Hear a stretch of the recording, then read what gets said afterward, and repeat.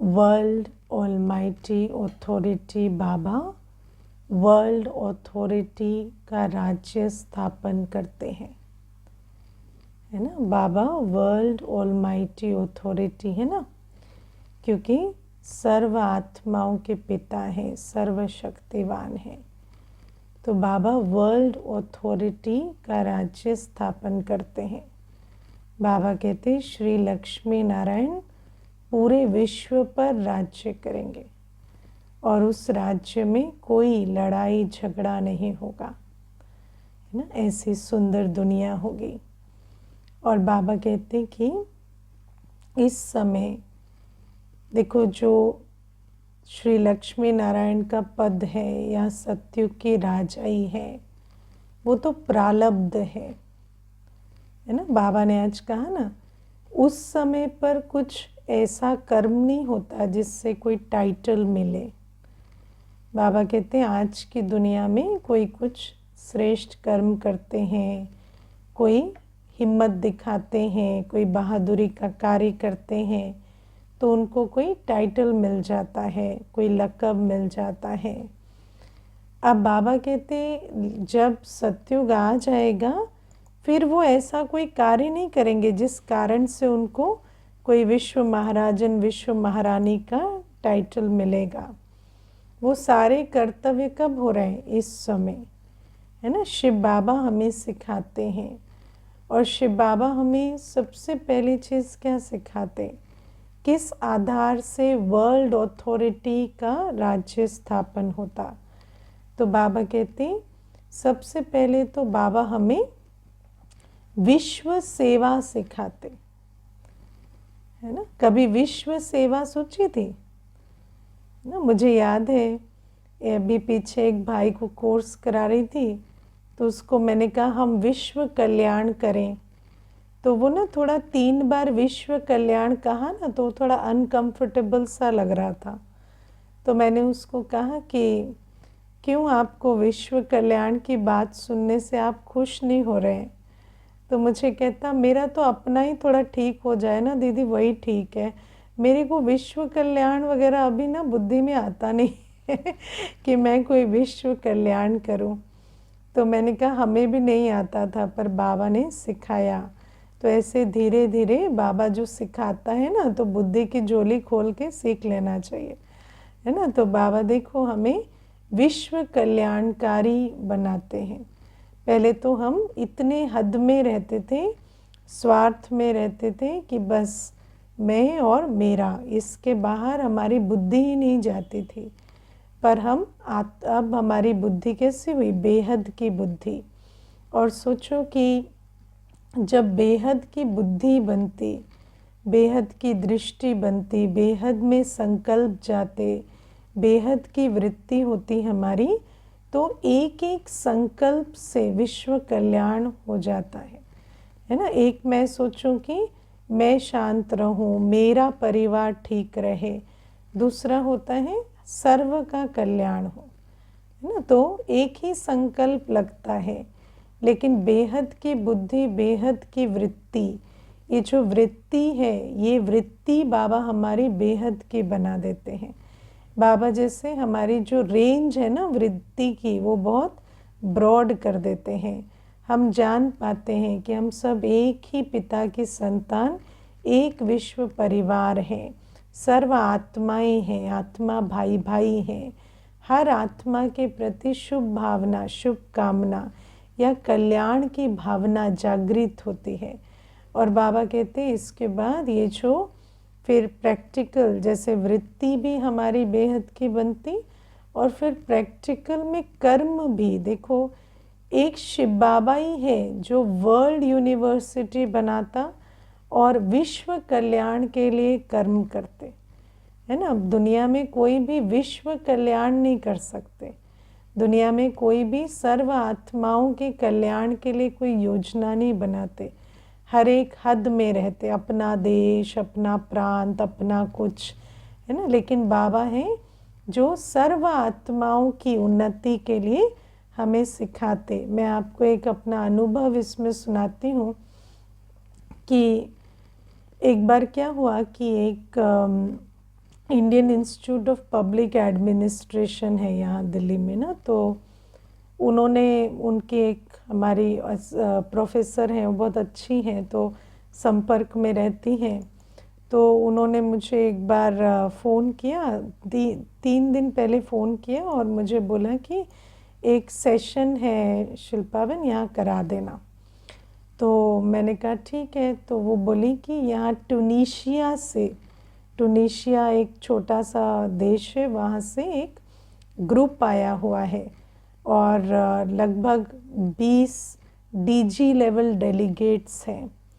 तो उनकी सरकार के वो लोग आए हुए हैं और आप उनको इंडियन स्पिरिचुअलिटी पे कुछ करा देना, है ना। तो मैंने भी ना ज़्यादा उस समय सोचा नहीं, और उस समय मैंने कुछ प्रश्न भी नहीं पूछे कि वो कौन है, कैसे हैं, और उन्होंने भी हाँ, मैंने भी हाँ कर दिया, उन्होंने भी उसको पक्का कर दिया। फिर मैं जब सेशन कराने गई तो वो मुझे कहती हैं कि ये मैं आपको ये बता दूं, जस्ट एंटर कर रही थी तब कहती कि मैं आपको बता दूं, ये सब ना फ्रेंच बोलते हैं और इंग्लिश बहुत थोड़ा बोलते हैं, हिंदी का तो सवाल ही नहीं है, और इंग्लिश भी थोड़ा थोड़ा समझते हैं और इस्लाम प्रैक्टिस करते हैं, तो हिंदुइज़्म का इनको कुछ पता नहीं। तो मैंने कहा कि फिर इनको कैसे ज्ञान सुनाए, अभी इतना शॉर्ट सेशन है, सेशन भी 45 मिनट्स के लगभग था, कोई बहुत लंबा सेशन नहीं था। तो फिर जब मैं गई तो मैंने यही सोचा, बाबा को याद किया और बाबा को कहा, बाबा आप तो हर आत्मा के कल्याण के लिए ही आए हो, इसमें धर्म जाति का तो कोई भेद नहीं है, तो जो भी आप सुनाते हो वो तो बाबा आत्मा के प्रति सुनाता है, तो हम तो वैसे ही सुना देंगे, है ना। तो ऐसे करके मैं वहाँ बैठ गई। फिर मैंने उनको पूछा कि आप सबको भूख लगती है, प्यास लगती है? तो कहते हाँ। तो मैंने कहा ये जो अंदर से आवाज़ आती है खाना चाहिए, पानी चाहिए, वो कौन कहता है? तो कहते हैं कि बॉडी की नीड होती है, बॉडी बोलती है, बॉडी को चाहिए। तो मैंने कहा ठीक है। फिर कभी अंदर से आवाज़ रोज़ ये भी आती है ना, शांति चाहिए, प्यार चाहिए, सुख चाहिए, तो वो कौन बोलता है? तो वो कहते कि रूह बोलती है ना। तो मैंने उनको कहा कि ये तो ऐसा नहीं है ना कि शरीर कहे प्यार चाहिए, शांति चाहिए, क्योंकि शांति के बिना भी शरीर तो मरता नहीं, खाना नहीं खाएगा तो मर जाएगा, शांति नहीं, सुख नहीं, प्यार नहीं, तो भी फिज़िकल ग्रोथ तो होती रहती है, पर कौन है जो इतना तड़पता है? तो फिर वहाँ पे वो भी स्पिरिट की, रूह की बात करने लगे। फिर वहाँ से वो जैसा ऐसे हो गया जैसे हम नॉर्मल सेशन कराते हैं, ऐसा ही उनको कराया, उनको भी पूरा समझ में आया। थोड़ा धीरे धीरे ज़रूर बोलना पड़ा इंग्लिश में, क्योंकि उनको थोड़ा समझने में टाइम लगता था, लेकिन कोई बड़ी बात नहीं। तो बाबा कहते हर आत्मा जो है, हर आत्मा, आज आप देखो इतने देशों में बाबा की सेवा हो रही है, और कितने जाति, धर्म, देश, कितने सारे भेदों के अंदर बाबा कहते कि मैं विश्व पिता हूँ, सर्व आत्माओं का पिता हूँ, और मैं तुम्हें विश्व कल्याण सिखाता हूँ, क्योंकि विश्व में कितनी भी दीवारों के पीछे खड़ी हो, लेकिन है तो आत्मा ही, है ना। चाहे कितने ही पर्दों के अंदर हो, लेकिन है तो आत्मा, और उस आत्मा को तुम्हें जागृत करना है, उसका कल्याण करना है, और वो सेवा बाबा हमें सिखाते हैं। और बाबा कहते, और सेवा के भी बाबा हमें कितनी विधि सिखाते, मनसा भी तो, वाचा भी तो, कर्मणा भी, तन से भी, मन से भी, धन से भी। तो जब आत्मा के अंदर, हर आत्मा को क्या चाहिए? ज्ञान, पवित्रता, शांति, प्रेम, सुख, आनंद, शक्ति। जब हम आत्मा को, है ना, ज्ञान समझाते और फिर उसका मिलन बाबा से कराते, हर आत्मा का बुद्धि योग बाबा से जोड़ते, तो हर आत्मा भरपूर हो जाती। और बाबा कहते इसी कारण से तुम कल वर्ल्ड अथॉरिटी का राज्य पाते हो, है ना। विश्व की जो भी आत्माएं होंगी उस समय, ऑफ कोर्स सारी आत्माएं तो सतयुग में नहीं होंगी, लेकिन इतनी बड़ी दुनिया में जिन भी आत्माओं को बाबा से प्राप्ति हुई है, जिन्होंने इस समय वर्षा लिया है और जिनके निमित्त हम बच्चे बनते हैं, तो बाबा कहते हैं वो सभी उस समय बड़े सहर्ष दिल से, है ना, कोई फोर्स से नहीं, दिल से माता पिता के रूप में विश्व महाराजन विश्व महारानी को एक्सेप्ट करते कि ये हमारे राजा रानी है। तो बाबा कहते हैं ये बाबा ही सिखाते हैं। बाबा ना आते तो हम तो कभी सोचते भी नहीं थे कि कोई विश्व का कल्याण, है ना, इतने हद में रहते थे। लेकिन आज आप देखो, भले ही हद में भी कुछ करते हैं, छोटी सी मानो सेंटर में ही कोई सेवा करते हैं या कुछ भी अपना तन मन धन लगाते हैं, तो भावना क्या होती है हमारी कि विश्व का कल्याण हो, सर्व आत्माओं का कल्याण हो। उस भावना से बेहद के कार्य में लगाते हैं। भले ही हद में एक हुंडी में जाता है, लेकिन कार्य तो बेहद का है और उस बेहद के कार्य में लगता है। तो बाबा कहते इसी आधार से तुम भी वर्ल्ड अथॉरिटी बनते हो। तो ये बाबा आज हमें समझाते। और बाबा आज हमें कहते कि सब चाहते हैं कि, है ना, एक धर्म हो जाए, सब धर्म मिलके एक हो जाए। लेकिन बाबा कहते जब एक मत नहीं है तो एक धर्म कैसे होगा, है ना। जब सब धर्मों की मत अलग अलग है तो फिर एक धर्म कैसे होगा। इसीलिए बाबा कहते मैं आकर एक मत देता हूँ, क्योंकि हर एक कहता है कि मेरी मत राइट है ना। कॉन्फ्रेंस भी होगी, सब धर्मों की कॉन्फ्रेंस भी होगी, तो सब कहेंगे कि हमें एक हो जाना चाहिए, है ना। लेकिन फिर क्या कहेंगे, सब में हमारी मान ले तो सब एक हो जाए। बात कहाँ आ जाती है कि हर धर्म वाला कहेगा कि हमारी बात राइट है, सब हमारी मान ले तो सब एक हो जाए। तो बाबा कहते जब तक एक मत नहीं तो कैसे होगा। मुझे याद है एक मत की बात ऐसी है कि एक बार ना एक युगल आए, तो दोनों अलग अलग फ़ोन किए सेंटर पर और अलग अलग आए, और ये दोनों कहते कि झगड़ा हो गया है और अच्छा नहीं लग रहा है ना। झगड़ा हो गया है आपस में युगल का और अच्छा नहीं लग रहा है। तो मैंने कहा दोनों को अच्छा नहीं लग रहा, दोनों की दिल है बात करने की, तो बात क्यों नहीं करते, बात कर लेनी चाहिए। झगड़ा क्या हो गया है, बात कर लेंगे तो झगड़ा ख़त्म हो जाएगा। तो कहते हाँ झगड़ा तो हो गया, बात भी करने की दिल है, लेकिन जो राइट है वो प्रिवेल करे और जो गलत है वो सॉरी बोले ना। तो वो कहते वो गलत है वो सॉरी बोले, ये कहते ये गलत है ये सॉरी बोले। तो वो जो कौन राइट है कौन रॉन्ग है उसमें बात फंसी हुई है। तो यहाँ भी बाबा कहते हैं जब तक राइट रॉन्ग में फंसे रहेंगे और हर एक कहेगा मैं राइट हूँ, तो भावना तो सबकी है कि हम ये मिलकर एक हो जाए, लेकिन फिर सब कहेंगे मैं राइट हूँ तो सब हमारे जैसे बन जाए तो फिर हम एक हो जाए। तो बाबा कहते हैं ऐसा नहीं हो सकता। इसलिए बाबा ने हमें एक बहुत अच्छा नियम समझाया है। वो नियम क्या है, जब हर एक इंडिविजुअली एक का बनेगा तो आपस में हम एक हो जाएंगे। बहुत अच्छा नियम है ये। हम एक के हैं तब एक हैं, हम एक के जब बनेंगे ना तब एक बनेंगे। तो बाबा हमें इसीलिए कहते जब बाबा हमें राजयोग सिखाते तो राजयोग में क्या सिखाते, देह सहित देह के सभी धर्मों संबंधों को भूल अपने को आत्मा समझ बाबा को याद करो और श्रीमत पर चलो। तो बाबा कहते जब हम एक इंडिविजुअली, हर आत्मा अपने धर्म भेद को भूलेगी, अपने देह को भूलेगी, मेरे तेरे को भूलेगी, संबंध को भूलेगी, अपने को आत्मा निश्चय कर एक बाप की याद में रहेगी, तब हम आपस में भी हम जान पाएंगे कि हम वास्तव में एक आत्मा हैं और बाबा के हैं। और हमारे में कोई भेद नहीं है। ये सारे भेद तो हमने यहाँ बनाए हैं ना, ये धर्म भेद, जाति भेद, जेंडर का भेद। आजकल तो कहते हैं women are from Venus and men are from Mars, है ना। तो ऐसा बना दिया कि वो आत्मा जो स्त्री चोला पुरुष चोला दोनों लेती थी, उसको कह दिया कि स्त्रियां जो हैं वो तो दूसरे ग्रह से आई हैं और पुरुष जो हैं वो दूसरे ग्रह से आए हैं।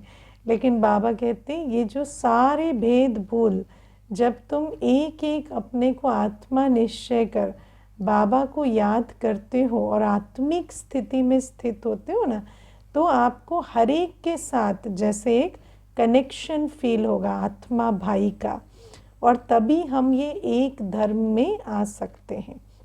और बाबा आज बहुत अच्छी बात कहते कि दुनिया में कहते हैं तुम मात पिता हम बालक तेरे, तुम्हारी कृपा से सुख घनेरे। तो बाबा कहते कृपा तो जब मात पिता आते हैं, सुख की दुनिया तो तभी आएगी जब मात पिता की कृपा हो।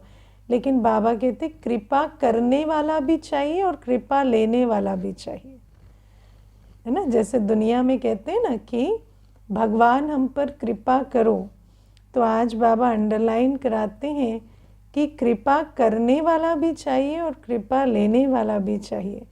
तो बाबा कहते हैं हाँ, एक कल्प के बाद संगम युग पर मैं कृपा करने तो आ जाता हूँ, लेकिन कृपा लेने वाला भी चाहिए। तुम्हें भी ये जो मैं पढ़ाई कराता हूँ, टीचर की कृपा क्या है? पढ़ाना। टीचर की कृपा ग्रेस मार्क्स दे के पास कराना है? हाँ, टीचर की कृपा क्या होती है? टीचर की कृपा है पढ़ाना, बाप की कृपा है लायक बनाना। तो बाबा कहते मैं तो अपने सर्व संबंधों में तुम पर कृपा कर रहा हूँ, कोई एक संबंध में नहीं, सर्व संबंध में तुम पर कृपा कर रहा हूँ मैं। लेकिन बाबा कहते वो जो कृपा है वो तुम्हें लेनी भी पड़े, और जब लेंगे तभी जाकर, है ना, कृपा सुख घनेरे आएंगे। तो बाबा कहते ये जो कृपा लेना अर्थात क्या? बाबा कहते एक तो तुम पढ़ो, है ना, और दूसरा फिर जो डायरेक्शन बाबा देते हैं उन्हें अमल में लाओ, है ना। मेजॉरिटी ब्राह्मण तो मुरली ही नहीं पढ़ते और पढ़ते नहीं वो अलग, और फिर जो पढ़ते हैं उसको कर्मों में लाएं वो अलग फिर मंजिल। तो बाबा कहते कृपा तो तब होगी सुख घनेरे। बाबा कहते ये जो मात पिता से सुख घनेरे मिलते कृपा से, इसको अच्छे से समझो कि अगर बाबा की कृपा ली, बाबा जो पढ़ा रहे हैं वो पढ़े डायरेक्शन पर चले, तो सच में घनेरे सुख सुख शांति की दुनिया में चले जाएंगे। लेकिन अगर पढ़ेंगे नहीं, कृपा लेने वाला ले नहीं, तो बाबा भी क्या करेगा, है ना। तो बाबा ये हमें समझाते हैं आज, और बाबा आज हमें बहुत सारी सावधानी दे रहे हैं मुरली में, है ना। बाबा आज हमें कहते हैं कि लंबी मुसाफरी है, और इस लंबी मुसाफरी में बुद्धि योग बाबा से रखना है। अब हमें अपने आप से एक प्रश्न पूछना है कि बाबा से हमारा बुद्धि योग हट के कहाँ जाता है और क्यों जाता है ना। बाबा हमें कहते हैं तुम बुद्धि योग अगर मेरे साथ रखेंगे तो उस बुद्धि योग के बल से तुम्हें यात्रा में दिशा भी मिलती जाएगी, शक्ति भी मिलती जाएगी, गाइडेंस भी मिलती जाएगी, और तुम मंजिल पे पहुंच जाएंगे, है ना। बाबा के साथ बुद्धि योग रख के ये लंबी मुसाफिरी, दुख की दुनिया से सुख की दुनिया, पुरानी दुनिया से नई दुनिया की मुसाफिरी जो है, बाबा कहते वो हो जाएगी। लेकिन सिर्फ तुम्हें बुद्धि योग मेरे साथ रखना है। लेकिन प्रश्न ये उठता है कि बाबा के साथ बुद्धि योग रखने से इतनी प्राप्ति है, और ऐसा भी नहीं कि समझते नहीं कि प्राप्ति है, लेकिन फिर भी बुद्धि योग बाबा से हटकर कहाँ जाता है और क्यों जाता है? तो कहाँ जाता है बुद्धि योग? पुरानी दुनिया में भटकता है। किस किस का बुद्धि योग भटकता है पुरानी दुनिया में? हाँ, देहधारियों में, वस्तुओं में, स्थानों में, कितनी, हाँ, भोजन में कितनी सारी जगह पे बुद्धि योग भटकता है। और वो बुद्धि योग जो भटकता है, तो बाबा कहते हैं वो क्यों भटकता है? क्योंकि हम जो आत्मा है, हमें सब कुछ, बाबा ने हमें ज्ञान दिया कि तुम्हारे सर्व संबंधों का रस, सर्व संबंधों का सुख और सर्व प्राप्तियां वास्तव में एक बाबा से हैं। आत्मा को जिस भी संबंध का सुख चाहिए, जो भी प्राप्ति चाहिए, वो मिलनी किससे है? बाबा से। लेकिन 2500 वर्ष से आत्मा की बुद्धि में क्या बिठा दिया गया है कि तुम्हें संबंध का सुख चाहिए तो तुम मनुष्य आत्माओं के पीछे भटको, है ना। माता पिता, भाई बंधु, युगल, बच्चे, ये सब कौन है? देहधारी हैं। तो परिवार का सुख चाहिए, संबंध का सुख चाहिए, तो तुम देहधारी के पीछे भटको। और फिर हमें सिखाया गया है कि जो भी प्राप्ति चाहिए, है ना, भरपूरता का अनुभव चाहिए, मैं कुछ हूँ, मेरे अंदर कुछ साख है, बात है, मेरा मान है, सम्मान है, वो ऊंच पोजीशन, पद का अनुभव, ये सारा हमें लगता है कि पुरानी दुनिया के अचीवमेंट, अटेनमेंट, इनसे मिलेगा, है ना, या इंद्रिय सुख के पीछे भागते हैं। लेकिन बाबा हमें पूछते हैं कि इतने जन्मों तुम इतनी आत्माओं के पीछे भटके, इतनी तुमने भौतिक प्राप्तियां की, इतना सब कुछ किया, लेकिन क्या तुम्हारी खोज खत्म हो गई? क्या आत्मा जो ढूंढ रही है वो मिल गया? है ना। चाहे स्वास्थ्य की भी बात है ना, आज इतना हॉस्पिटल भागते हैं, सब करते हैं, पर क्या स्वास्थ्य मिल जाता है? हाँ, इतना देहधारियों के पीछे भागते हैं, क्या प्यार मिल जाता है? तो बाबा कहते कि सब कुछ मिलेगा मुझसे, है ना। स्वास्थ्य का आधार क्या है? स्वस्थिति। स्वास्थ्य कैसे मिलेगा? स्वस्थिति से। बाबा कहते, ऐसा बाबा नहीं कहते कि दवाई नहीं खाओ, दवाई खाओ, लेकिन स्वास्थ्य उससे नहीं मिलेगा। स्वास्थ्य मिलेगा स्वस्थिति से। जब आत्मा अपने स्वमान में स्थित होगी कि मैं देह की मालिक हूँ, ये देह सिर्फ इंस्ट्रूमेंट है, मैं इसमें चैतन्य शक्ति हूँ और मैं शांत हूँ, शक्तिशाली हूँ, तो आत्मा को हेल्दी फील होगा, है ना, और वो इस शरीर को चला सकेगी। हमें स्वास्थ्य क्यों चाहिए? कंपटीशन जीतने के लिए हमें स्वास्थ्य चाहिए।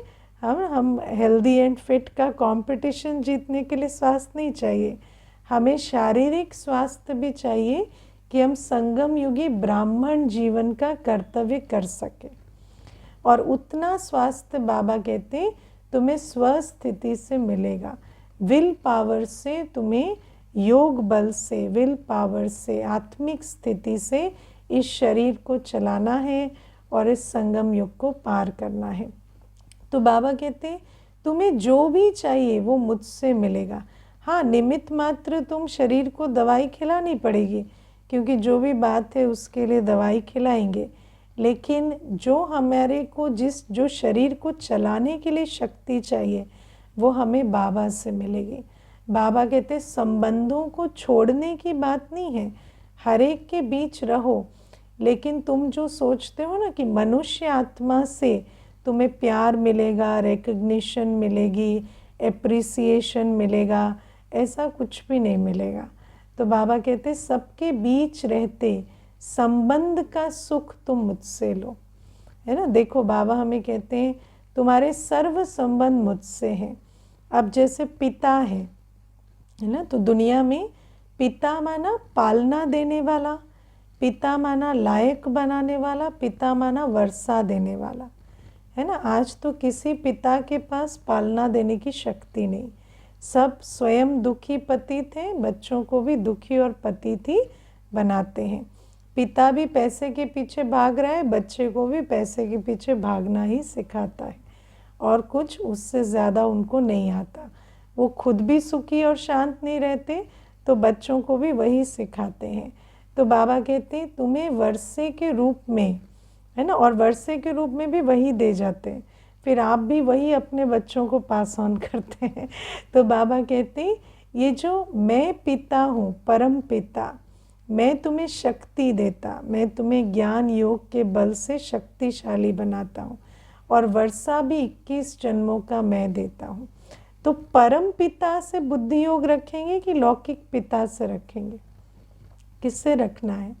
अब लौकिक पिता की संभाल नहीं करनी ऐसा भी बाबा नहीं कहते, है ना। लौकिक पिता की संभाल करो, उन्होंने पालना की है तो उनको रिटर्न दे दो, लेकिन बाबा कहते उनसे एक्सपेक्टेशन नहीं रखो कि वो कोई आपको वर्षा दे के इस्टेब्लिश करके जाएंगे या सारी आपकी जिम्मेवारी उठाएंगे, उतनी ताकत उनमें नहीं। बाबा कहते तुम्हारा जो दुनिया में कहते हैं ना, अगर पिता है तो चिंता क्या है ना, मैं पिता बैठा है तो चिंता नहीं करनी है। तो निश्चिंत करने वाला पिता एक बाबा है, ठीक है ना। तो बाबा कहते अगर निश्चिंत होना है तो इस परम पिता से बुद्धि योग लगाओ। लौकिक पिता से बुद्धि योग लगाने से निश्चिंत नहीं होंगे। मैं तो यहाँ तक भी आजकल देखती हूँ कि बच्चे जो होते हैं तो कोई जीवन में समस्या भी आती है तो माता पिता को बताते नहीं हैं। क्यों नहीं बताते? क्योंकि कहते हैं हमें तो चिंता है, लेकिन अगर उनको बताया तो उनको हमसे भी ज़्यादा चिंता हो जाएगी, है ना। और आप देखो अगर माता पिता को ही ना बताएं, अगर माता पिता को बताने से उनको चिंता हो जाएगी ऐसा लगे, तो वो आत्मा फिर किसके पास जाए और क्या बताए, है ना। मुझे याद है मैं कई बार ये बात सुनाती हूँ, हमारे एक प्रोफेसर थे, उनकी बेटी को जला के मार दिया था ससुराल वालों ने। तो वो हमेशा ये बात कहते थे कि मैंने उसे पढ़ाया लिखाया सब कुछ किया, इतनी हमारे घर में देखो बच्चा है, इतने समय एक घर में रहे, माता पिता हैं हम उसके, लेकिन उसको कष्ट हुआ तो उसने हमें बताया नहीं, ये सोचकर कि हमें दुख हो जाएगा, हमें चिंता हो जाएगी, और वो उसको हैंडल भी नहीं कर पाई और ये बात हो गई। तो आज मुझे ऐसा लगता है कि क्या मेरी पालना में कोई कमी रही जो वो हमें बता नहीं सके। तो बाबा कहते हैं कि संबंधों में भी आज ये बात आती है कि पिता है पर माता पिता को भी बच्चा खुल के बता नहीं सकता, क्योंकि माता पिता के अंदर एक्सेप्टेंस की पावर नहीं है, माता पिता के अंदर चिंता का संस्कार है, दुखी होने का संस्कार है। तो इसी कारण बच्चे को जब ज़रूरत होती है तो माता पिता को भी कह नहीं पाता। लेकिन बाबा कहते कभी शिव बाबा को कहते हुए लगता है कि बाबा को बुरा लग जाएगा, दुखी हो जाएंगे, बाबा परेशान हो जाएंगे, है ना। ऐसा ही लगता है कि बाबा को तो कोई भी बात कह सकते हैं, और जब बाबा को कहेंगे तो बाबा तो श्रीमत देंगे, बाबा उस बात को समझेंगे, समझाएंगे और हमारी वो बात ठीक हो जाएगी। तो बाबा कहते ऐसी कोई बात नहीं जो तुम परम पिता को नहीं कह सकते, और ऐसी कोई बात नहीं जिसमें बाबा से राय लेकर, श्रीमत लेकर तुम आगे नहीं बढ़ सकते। लेकिन आज बाबा ने कहा ना, ऐसा विश्व का मालिक बनाने वाले बाबा से भी कोसों दूर भागते, है ना। क्योंकि दिल में अगर ये बुद्धि में इतनी क्लैरिटी नहीं होती ना कि ये मेरा बाबा है और इस बाबा का हाथ पकड़कर मुझे पार जाना है, तो फिर बाबा से दूर भागते, बाबा को नहीं बताते। तो बाबा कहते वो लौकिक पिता तो चलो उसकी लिमिटेशंस है, मैं तो परम पिता हूँ।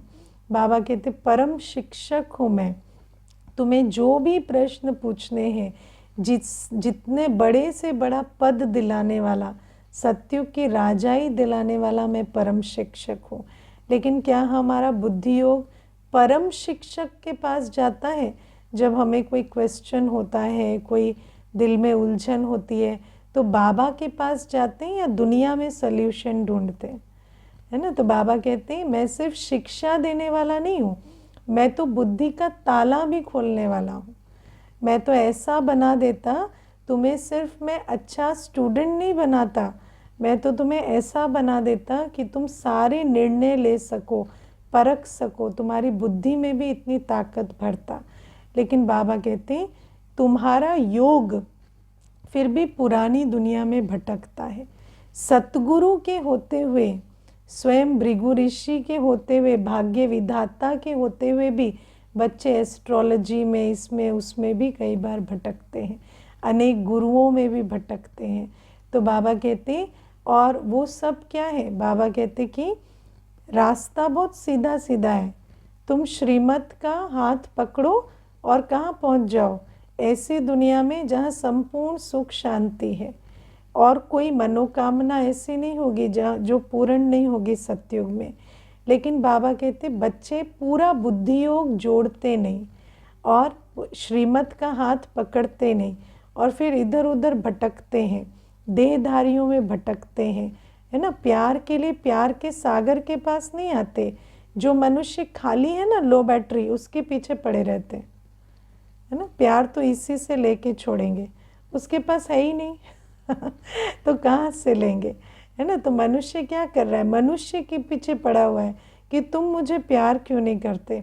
वो झोली फैला फैला के वो भी प्यार की भीख मांग रहा है, लेकिन उसके पास हम भिखारी बने बैठे हैं। तो बाबा कहते हैं कि ऐसे जो आत्माओं के साथ, वस्तुओं के साथ, है ना, व्यक्तियों के साथ, टीचर्स के साथ, गुरु के साथ बुद्धि योग लगा कर रखते हैं।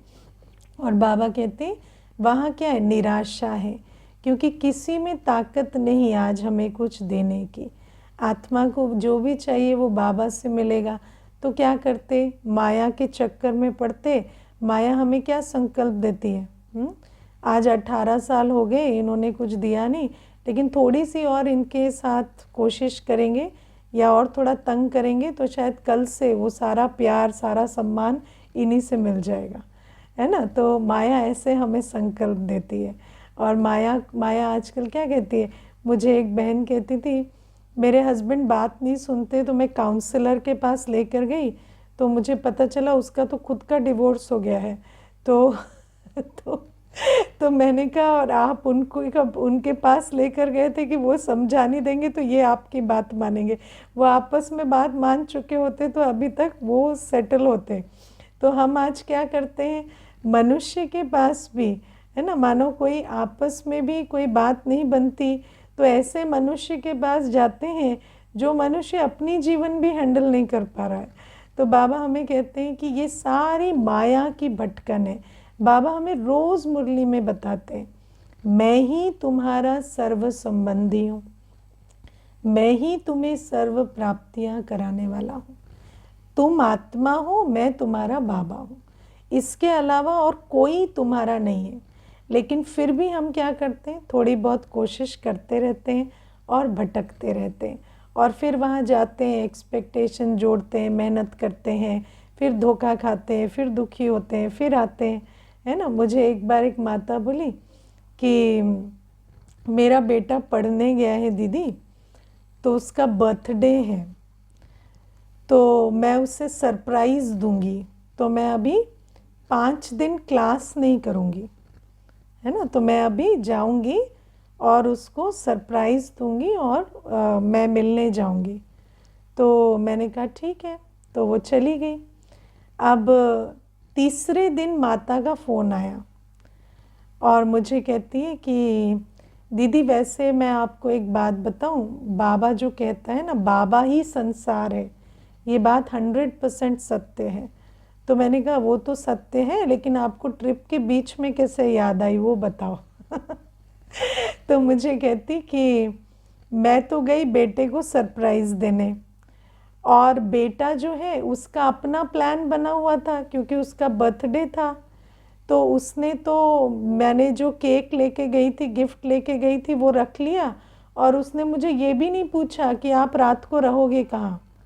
वो तो मेरे साथ आके रहने की बजाय उसने तो मेरा भी नहीं पूछा और सब कुछ रख लिया और बाय बाय कर दिया और हॉस्टल में चला गया। और मैं यहाँ पे खड़ी हूँ, मैं इतना ट्रैवल करके आई हूँ, उसको गिफ्ट विफ्ट दे दिया, अब मेरे को ये भी नहीं पता कि मैं रहूँ कहाँ, अकेले जाऊँ कहाँ। तो फिर मैं अभी इमीडिएट बुकिंग करा के वापस आ रही हूँ और मेरी आंखों में आंसू हैं। तो मैंने कहा कोई बात नहीं, उसको समझ नहीं आया होगा ना, छोटा है, +2 के बाद ही चला गया था पढ़ने। तो मैंने कहा उसको समझ नहीं आया होगा, तो कहती नहीं दीदी समझ में क्या, प्यार होता है तो इतना तो पूछे ना कि माँ कैसे हो, कहाँ रहोगी, या इतनी दूर से आई हो। तो बहुत उस दिन उसका दिल दुखा। तो मैंने उसको कहा कि वो तो ठीक है, लेकिन आपको ये समझना है कि जब हम माया के चक्कर में भटकते हैं ना, अब ऐसा नहीं है कि हमें कोई बच्चे को सरप्राइज़ देने नहीं जाना चाहिए, लेकिन आप ये जो 3 दिन बच्चे की ही याद में रह के बच्चे को सरप्राइज़ देने गए ना, उस बात ने आपको दुखी किया। अगर आप अपनी स्थिति को बहुत शक्तिशाली रख के फिर जाते तो ये बात भी होती, तो आप उसको इतना माइंड नहीं करते। लेकिन क्या हुआ, आपने 5 दिन बाबा से छुट्टी ले ली और आप बिल्कुल बच्चे के हो गए, है ना। और आपके सारे संकल्प क्या चल रहे हैं कि बच्चा ऐसे आएगा, ऐसे मिलेगा, ऐसे करेगा। और फिर क्या हुआ, वो आया भी, ऐसा उसने कोई डिसरिगार्ड भी नहीं किया। वो आया, प्यार से उसने थैंक यू बोला, केक लिया, गिफ्ट लिया, है ना। उसके हिसाब से तो वो काफ़ी वेल बिहेव्ड रहा। लेकिन वो तो आपके बारे में 3 दिन से नहीं सोच रहा ना, आप 3 दिन से सोच रहे हैं। तो उसकी और आपकी जो एक्सपेक्टेशन है वो मैच नहीं की, इसी कारण आप दुखी हुए। इसीलिए बाबा हमें कहते हैं कि पुरानी दुनिया में बुद्धि योग लगाते हैं, और फिर बाबा कहते हैं ये तो चलो मोह में गए या थोड़ी एक्सपेक्टेशन रखी, लेकिन माया जो भटका कर कभी कभी काम में गिरा देती है ना, काम विकार में फंस जाते या क्रोध में कोई बड़ा कदम उठा देते। तो बाबा कहते वो तो ऐसे कर्म की गति फिर बन जाती कि वो आत्मा उससे निकल ही नहीं पाती। तो बाबा कहते ऐसे माया की भटकन में नहीं भटकना है, सबके बीच रहना है, लेकिन एक बात समझ कर चलना है कि सबके बीच रहते भी मुझे किसी से कोई प्राप्ति नहीं होगी, कोई मेरा संसार नहीं है, संबंधी नहीं है, एक बाबा है। सबके बीच रहते करते ये समझना है मैं श्रीमत पर कर रहा हूँ, और चेक भी करना है, खाली सोच नहीं लेना है, श्रीमत पर सब कुछ करना है, अपनी मर्यादा को नहीं छोड़ना, मेरी दिनचर्या मनचर्या डिस्टर्ब ना हो, आगे सेवा करने को बाबा मना नहीं करते। तो बाबा कहते इस रूप से चलेंगे ना तो सीधा सीधा रास्ता है, सतयुग पहुंच जाएंगे, और नहीं तो इधर उधर भटकेंगे, फिर दुखी होंगे, परेशान होंगे, फिर कहेंगे बाबा ठीक कहते हैं, फिर दूसरी बार आकर्षण होगा, फिर भटकेंगे, है ना। तो ये सारी वार्निंग आज बाबा देते हैं। ओम शांति।